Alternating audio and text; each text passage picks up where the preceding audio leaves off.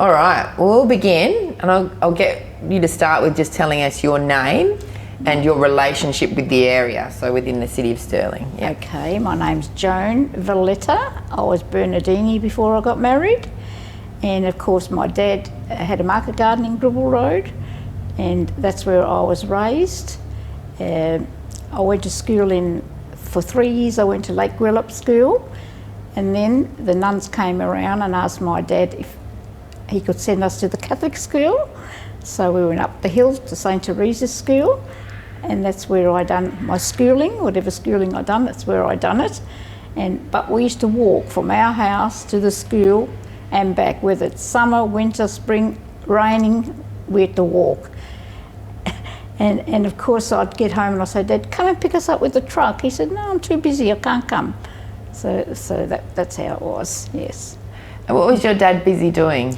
My dad grew vegetables. He grew vegetables for RN Mooney, and they used to send it to Singapore because it was wartime, 1940, and he used to grow cauliflowers and celery. He used to buy the boxes, the crates to put them in from Karate. Yeah. The old wooden boxes? Yeah, wooden boxes, yes. And we had to help him. In the mornings, he'd say and the night before, he'd say to us, I just sharpened your knives. Tomorrow morning at 6 o'clock, you're up to cut celery. And I said, I don't want to cut celery. He said, well, you've got to cut celery. So we'd get up at 6 o'clock, cut celery, and about 8:30, we'd have to go home, make our own lunches, make our bed, dress ourselves, and walk to school, which was 2 kilometres. So we used to have a shortcut to school. We used to walk through the drains. Sometimes I'd jump in, I'd fall in, sometimes I'd jump over them and go to school. Otherwise we had to do the road. What do you remember seeing along that walk to school? Did you go past anything? Go past as in houses. There wasn't much there. It was pretty isolated. It was the old pioneer days, very isolated. But we used to go, everyone was in the same boat as us. I mean, we used to pick up a few of our friends, walk again with them, and walk back home. Yeah. It wasn't easy. When we came home, my dad was waiting for us.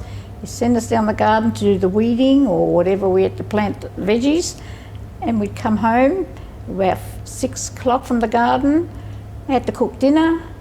We had to cook dinner and do the dishes, then do what we had to do, sweep the floor, whatever we had to do. You were taught to be pretty independent from an early age. Oh yes, I was independent. I used to cook. I used to cook when I was about 8. I remember this one day I cooked spaghetti and I went to strain it in the sink, and somehow the handle got loose and it spilt all over me. It was in February. It spilt all over me and I'd burnt all along here. So not to tell my dad, because he'd growl at me for being careless, I wore a jumper right through summer in February. Then one day he said to me, are you sick? You always got a jumper on. I said, yeah, but Dad, yeah, I am sick. I burnt myself, and I showed him. He nearly died. He was all scarred. Your 2 sisters were good to keep that a secret for you? Oh yes, they kept it a secret, yeah. Because we weren't allowed to do nothing wrong, although we did a lot wrong. Yeah. Your dad was pretty nice to you though, later on in life with your house in Mount Hawthorn. Yeah. Can you tell us about that? He was very nice to us, yeah, he was nice. He done his best, raised 3 girls on his own, from a young age. My youngest sister Rita went down to my grandma's, which is Mum's mum, in Bribra Lake, and she came back when she was about 8, so she can go to Catholic school and do her first Holy Communion with us. And then she stayed with us from then onwards.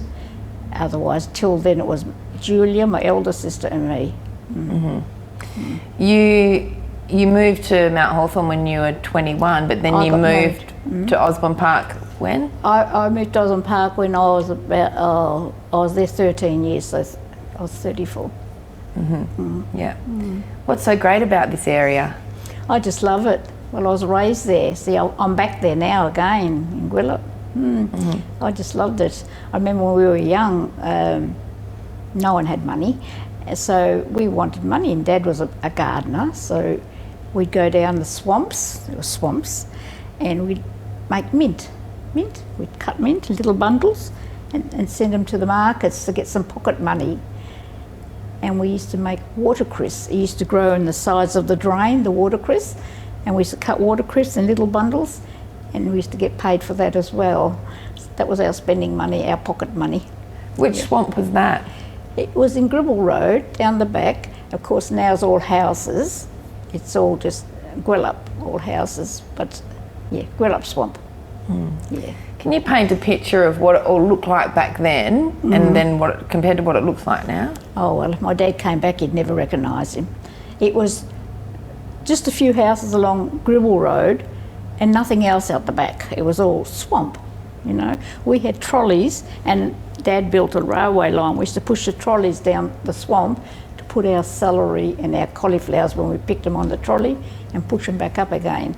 It was just all swamp, yeah. And now they've filled it in and they've built houses, full of houses, beautiful houses. Yep. What do you remember about your house? My house, my dad's house, right? Well, when I was born, Dad lived on the left side in Gribble Road, and when we were 18, Dad bought over the road, and we built a new house over the road, on the right side of Gribble Road. And Dad sold the left side to Mickey Monty, so he continued with the garden, and Dad built up a garden there in that side where we were living. And I remember he used to always make us go to work. I didn't want to work. I didn't like the garden. But anyhow, my sister worked the garden for many years. The youngest sister, Rita, she worked the garden for many years. But yeah, I remember we used to go to picnics. We used to make lamingtons and go up in the bush, because it was all bush. Which bush? In Gwelup, in the bush there, you know, where the freeway is now. That was all my dad's land. And of course we used to go up in the bush there, and we used to light a little fire, and we used to have our cup of tea, and we used to make lamingtons and have our picnic there with our lamingtons. Sometimes we'd cook chips, bring the oil with us and the potatoes, and we'd make chips.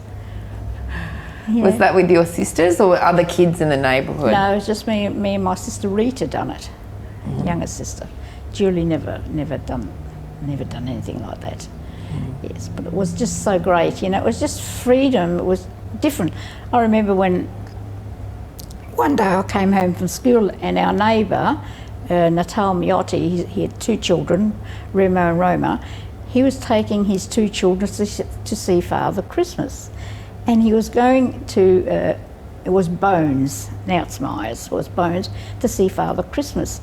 And he said to me, he said, I'll bring you, you come, you go and tell Dad if you're coming with me, we're going to see Father Christmas. And I thought, oh yeah, he's got lollies, I want some lollies. So anyhow, I went to Dad and I said, Dad, I'm going to see Father Christmas with Natal. And Dad said, go down the garden and do the weeding. You're not going to see Father Christmas? I said, no, I've stomped my foot. I'm not doing the weeding. I want to go and see Father Christmas. I wasn't allowed. I wasn't allowed. Yeah. I cried all day, I cried all night, but I wasn't allowed. Yeah. What do you remember about Christmas Day back then? Well, Christmas Day back then, okay, we used to always cook roast chicken was our Christmas meal, roast chicken. And we used to cook roast chicken and we'd have it together. When we got married, we still continue with this roast chicken over Dad's. We'd all go over Dad's and have our roast chicken, sit in the back lawn, fall asleep in the back lawn because we were so full, and then the night times we ate the leftovers from the lunch. Yeah. That's Christmas. That was our Christmas. But every Christmas there was a fire because there was all bush around us.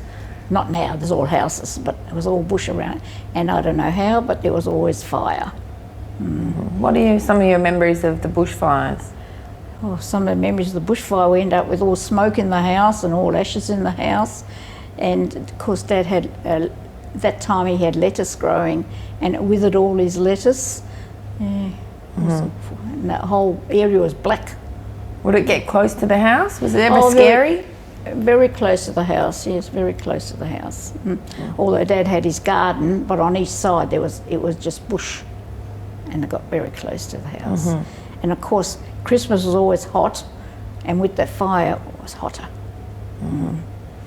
And what was the community like back then? You mentioned some of your neighbours and people across the road. We knew all the neighbours because there was not that many, and they were all people from Italy, Yugoslavia, you know, and they came with nothing and they tried to build up some assets. So we all were in the same boat. No one had nothing. No, we didn't have all these extras that others have got. Lucky to have a pencil to write. Yeah, we all had nothing, but we were all the same. We all just used to play out in the street. That was our toys, out in the street. Did you build good friendships? Oh yes. Yes. I still see a lot of them, and we still, yeah. Yes. What do you remember of once you got married and had your own family, what do you remember of your community around here at that time? Back in Gwelup? Yeah. Yeah. Oh, well, when I got married and I had my own family, I then was working, and I was working part-time because I had my first child, and 5 years later I had a second child. And that was it. But we used to always go to Dad's. All the time we used to go to Dad. My eldest son, Michael, he was so interested in sport. He just loved sport, you know. So I used to drive him to sports, pick him up. First of all, it was soccer. And he used to play down the velodrome, very close to our house, so he'd walk. But then he started going to Kingsway, so I had to drive him. And then after that, he got into cricket. And of course, I used to drive him to North Perth. He used to play at North Perth, cricket. And then he started playing at the Wacker because he got into the Sheffield Shield. And then he got into the Australian side. It's a good area to keep kids active in, City of Stirling. Yeah, it was. Yeah. Not dangerous like now. You can play on the road. You could play on the road. We used to play hopscotch on the road, you know, but there was hardly no vehicles. Yeah. Now there's three, 4 cars each house. Then you're lucky to have one truck to go to the market.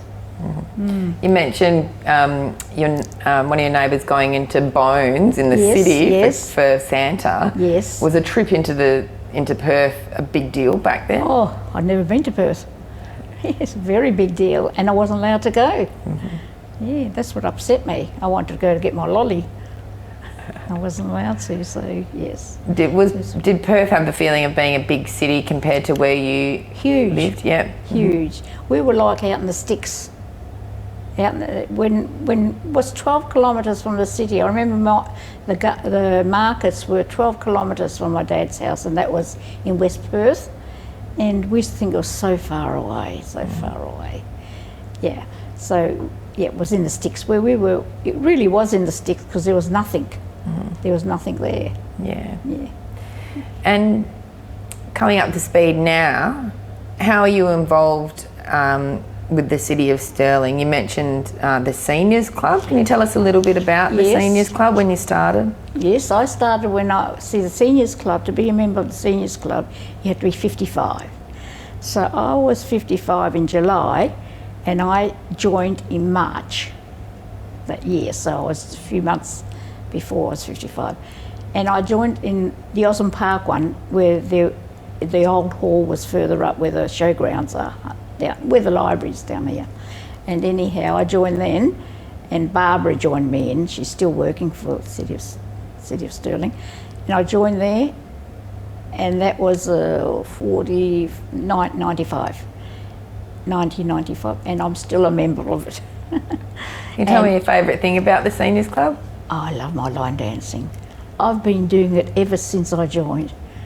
I do 1 day a week here on a Monday, and I do Friday and Saturday in Nollamara Autumn Club.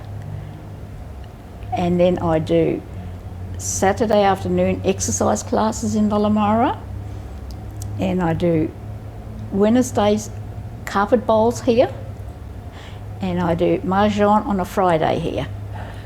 So, yes. You're a busy lady. I just utilise the senior club. It's just so nice. Yeah. It's like home away from home.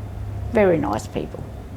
Why is it important to have a club like a seniors club in the community? Well, it is very important because if I didn't have the seniors club, I'd be home looking at four walls, because my husband passed on 2 years ago, and it's very lonely on your own, very lonely on your own. So if you come to the seniors club, where I've been there for many years now, my friends are all here. So I come with my friends to see my friends. Mm-hmm. And I made a lot of friends through the seniors club, a lot of friends. I'd really recommend it. Yeah, very nice. Joan, thank you so much.